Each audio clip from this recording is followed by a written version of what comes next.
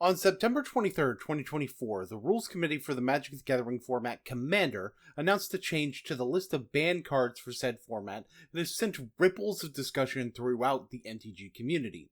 Myself included, and I feel like I'm going to start making videos about MTG more directly. This is a hell of a way to start.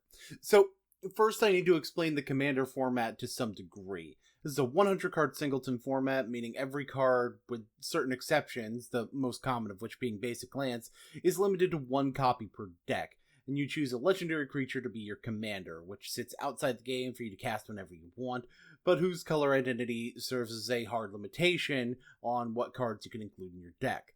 I could go into detail, but that's essentially what you need to know about the format itself to understand what's going on here. So, 4 cards were announced as being banned, and I'm going to go over each of them, although admittedly in the case of 3 out of the 4, there's really no way to not have those conversations intersect, so I'll start with the one that doesn't have that aspect of the conversation. Nadu Winged Wisdom, which is shown on screen now because instead of reading this card, I'm just going to elaborate on how this card is incredibly pushed. And while I didn't see how it was too powerful for the highest echelons of power in EDH, it's clear that the Rules Committee does not agree with me on that front. Well, actually, it does mean something other than that, but I think the other bannings are much stronger indications of that. This is a card that was also recently banned in the modern format, which has its own controversies I won't get into detail here at the very least, but that primarily involves it not being banned fast enough and several people thinking it shouldn't have been printed in the first place. The fact that people think it should have been banned faster is going to come up a little bit later. Main thing I'll say is, honestly, it deserves to be here. I kind of underestimated the power level of the card a little when I saw it, to be honest, but I suppose you could blame that on for getting the equipment to do the literal exact thing that Nadu wants you to do. So, suddenly you have Eggs 2.0, and it gets worse in the Commander format than even in Modern, in spite of, in theory, being less consistent. So now I get to speak a little bit more on the next 3 cards, all of which belong to a category of cards I call fast, well, not I call, most people call them fast mana. They basically accelerate your ability to play other cards in some way. Before I talk about these cards individually, I do need to bring up something with this grouping that is going to be a recurring theme in what I have to say about this. Because there's a comparison that's easy to make with fast mana to the card Soul Ring, which did not get banned in this update, and part of that is going to involve discussing something I feel the Rules Committee dropped the ball on in the announcement. See, they did bring Soul Ring up as an example of fast mana that could be hit, but implied that the primary reason for not banning it is because of how iconic the card is. I'll be able to explain another specific way this doesn't make sense later, but I think the biggest aspect of this criticism serves as a good launching point to both my positive and negative opinions on the whole update. How iconic a card is should have no bearing on a Banlist update. How expensive a card is should have no bearing on a Banlist update. How recently a card was printed also should have no bearing, although there's a caveat to the last one that I'm going to talk about in relation to this later. These aspects to the card's banning that shouldn't be involved in whether cards are banned or not, this is a lot of the discourse that I see outside of, well, a certain subsection of the community that, once again, will come up later. So I just want to make it very clear. These non-gameplay excuses for why cards shouldn't be banned? Completely meaningless in my eyes. Now, the first piece of fast mana that I'm going to be talking about is Dockside Extortionist, which is a 2-mana creature that makes treasure tokens based on the number of artifacts and enchantments your opponents have. This, in spite of being the most expensive to cast piece of fast mana we'll be talking about in this video, is actually the most egregious form of it, because of how it scales with the game. Let me put it to you like this. When you're deep into the game and have the rest of your mana set up, then drawing other forms of fast mana don't do very much.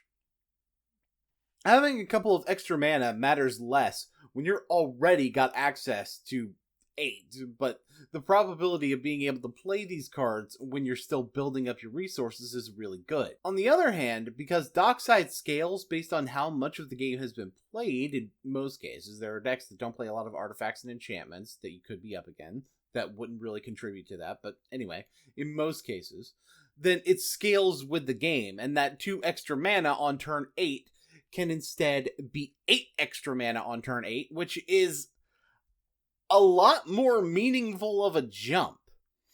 To put it in a non-magic context, for those of you less familiar with the game, imagine getting $5 when you have literally no money, or getting $5 when you have $1 million in the bank.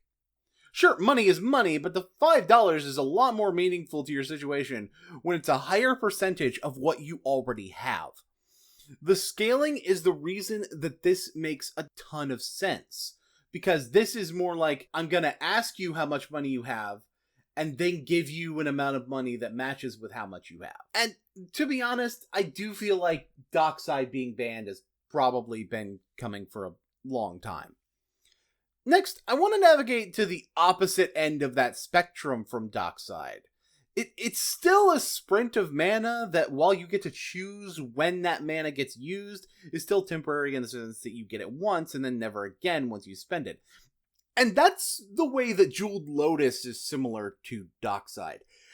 You have to sacrifice it to get 3 mana, and that mana can only be used to cast your commander. So while it doesn't dynamically scale with the game, it's still mana that remains relevant throughout the game, primarily because when your commander leaves the field, it goes back where you can cast it again, and most relevantly gets more expensive the more times you have to cast it from there in a given game. So even in the late game, it's helping get something out faster that you want out faster. Another notable difference between Sol Ring and both of these cards is also that they produce colored mana, while Sol Ring only gives you colorless mana, which has less application and paying cost most of the time. Jeweled Lotus is probably the card that's closest in power level to Sol Ring, so you'd probably have the best argument for saying that it creates the precedent for Sol Ring, but there's still a decent gulf there, at least from my perspective. But then we get to Mana Crypt, and I feel like people are more angry about this than any of the others, and given how the Rules Committee explained why Sol Ring wasn't getting a ban, I totally get it, because that's where the iconic aspect comes into play. If there's one piece of fast mana associated with Commander as much as Sol Ring, it's probably Mana Crypt. And while they did explain that Mana Crypt's life payment downside didn't counterbalance the power of the card very well, when it helps cause the game to end faster in your favor, and when you combine that with the simple fact that Sol Ring costs 1 mana while Mana Crypt costs none, and they both give you the same amount of mana, yeah, if the downside is not downsiding enough, then it's clear where one card is more powerful than the other. So, like I said, it's not so much that Sol Ring escaping a ban doesn't make sense, and to be honest, it would also make sense if they had decided to hit it, but rather how they explained it escaping that hammer. But that's not really the end of the discussion for me, because there's a side of this that doesn't like any of these cards being banned, or even only wants Nadu banned, and that's the CEDH side. Alongside, to be honest, the financial speculators on card price, because some of these cards were pushing $100 or more and are now plummeting to being worth next to nothing. I'll address the prices in a moment, but first I want to discuss CEDH, whose entire existence is in part contrary to the point of Commander format's intended goals in the first place. See, Commander was made as a casual format, and the original nature of the ban list was more so a series of suggestions, and in some cases, named types of effects rather than actual cards. CEDH, for those who don't know, stands for Competitive EDH. And while some will claim that it's still supposed to be a casual format, some people say that the Commander Rules Committee isn't paying attention to the competitive scene and kind of telling me what they should already know? I've even heard people talking about breaking off CEDH from regular Commander, and, well, why not? That actually does sound like a great idea. We've basically got a format that has one goal for how it wants to be played, and then an offshoot that has different goals for how it wants to be played. That is exactly how new formats happen, and you actually already have a couple of different frameworks to work with, be it the one you're moving away from but with adjustments for the competitive environment that you want to foster, or Canadian Highlanders point system so that you don't necessarily have to ban anything. Like, holding on to what the Rules Committee has already expressed they aren't listening to you has to say, and getting angry about it, seems a lot less mature than making your own Rules Committee. With blackjack and hookers. Okay, maybe not that last part. Then we have the financial aspect. Some people are pissed about their $100 game pieces suddenly being worth nothing. And I totally get that anger. But I would argue that, like I said, the price shouldn't be related to why a card is banned or not. But bigger issue, I think we really should be asking the question, should a game piece cost $100 at minimum? If this is the financial aspect that you're counting on from this game, then I'm sorry, let me be the one to tell you that this financial side should not exist. Rare special treatment with a high price tag when you still have the base game piece at a reasonable price? Sure, I'm down for that, but I will acknowledge how hard that can be to accomplish sometimes. But if the only way to play a card in a game is to spend $100 on it, that's too high of a price tag for the base game piece, no matter how powerful it is. And I am looking at the One Ring when I say that. Some people are a little unhinged about their reasons for the ban being inappropriate as well, pointing out the recency of printings of the cards as a reason that they shouldn't be banned. So, for one, as I said before, this is not a metric that should fucking matter as a part of a ban list discussion.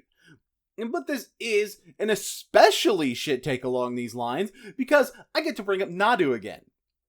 Y'all do not get to bitch about Nadu being banned in Modern later than it should have been as an accusation of milking money out of the card, and then complain about cards getting banned a year after their last printing. Are you serious? Do you not see the double standard in saying that?